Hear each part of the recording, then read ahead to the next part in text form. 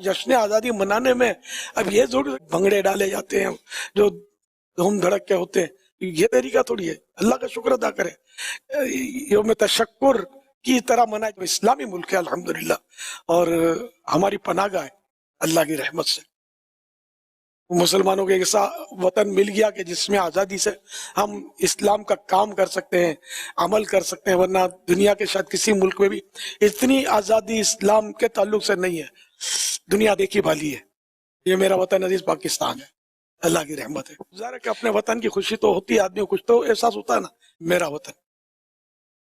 تو جس طرح بھی اظہار تشکر کریں، آپ اللہ پاک کا شکر ادا کریں، کوئی خیر خیرات کریں، نوافل پڑھیں، کوئی درود شریف پڑھیں، دعا کریں پاکستان کے لیے. ہم جشن آزادی اس طرح مناتے ہیں کہ جشن آزادی اس طرح نہ منائیں کہ جہنم کے قیدی بنا لیے جائیں. جشن آزادی اس طرح بنانا ہے کہ جہنم سے بھی آزادی مل جائے. نیکیاں کرنی ہے، اور نیکیوں سے اللہ راضی ہوتا ہے. جہنم سے آزادی ملتی ہے، جنت داخلہ ملتا ہے اللہ کی رحمت سے، اللہ کی رضا پر. تو اس طرح منانا ہے جشن آزادی. اور یہ ایسا انداز ہے کہ دنیا میں کہیں بھی منایا جا سکتا ہے، کسی کو کانوں کان خبر بھی نہیں ہوگی. اگر کوئی مطلب یعنی کہیں کوئی مسئلہ ہے تو بھی تو اس طرح منائے جشن آزادی. بنسری، باجے، میوزک کے بارے میں اے عاشقان رسول، اے عاشقان صحابہ و اہل بیت، امام حسین کے نانا جان صلی اللہ علیہ وآلہ وسلم فرماتے ہیں کہ میں میوزیکل انسٹرومنٹس مٹانے کے لیے، موسیقی کے آلات، یہ ڈول ڈمکے، یہ باجے، بنسریاں، یہ سب مٹانے کے لیے بھیجا گیا ہوں. یہ کیسے لوگ ہیں؟ یہ امت کو ہو کیا گیا ہے؟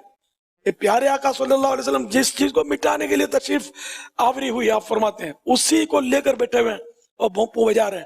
تو پھر ہم ترقی کیسے کریں گے؟ ہماری حفاظت کیسے ہوگی؟ یہ حقیقی آزادی کیسے ملے گی؟ ذہنی طور پر ہم غلام، بلکہ غلامی کی زنجیریں اور مطلب کسی جا رہی ہیں. تو ایسا نہ کریں، اس سے توبہ کریں. اپنے بچوں کو بھی اس کے لیے پیسے نہ دیں، اور باجا گھر میں ہے تو اس کو بھی کسی کو تحفے میں بھی نہیں دینا ہے. اس کا حل کوئی نہیں ہے. بکے گا، بیچنا بھی اس کو صحیح نہیں ہے. اس کو تو وہی ہے کہ ضائع کرنا پڑے گا، اس کا کوئی استعمال ہی نہیں ہے نا.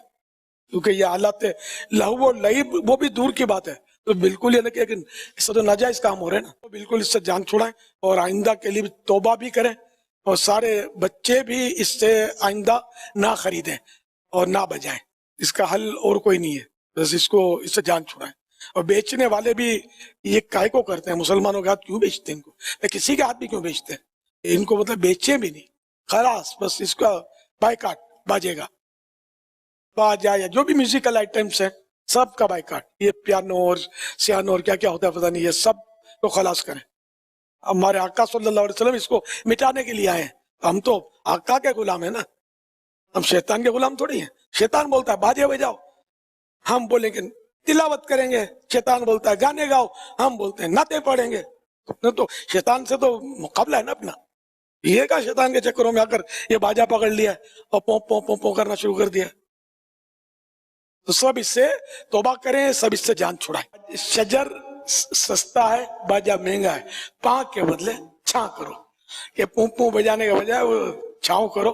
تو کوئی مطلب تھکا ہارا مسافر اس کے سائے میں بیٹھ کر آرام کرے، اللہ اللہ کر سکے. کیا بات ہے.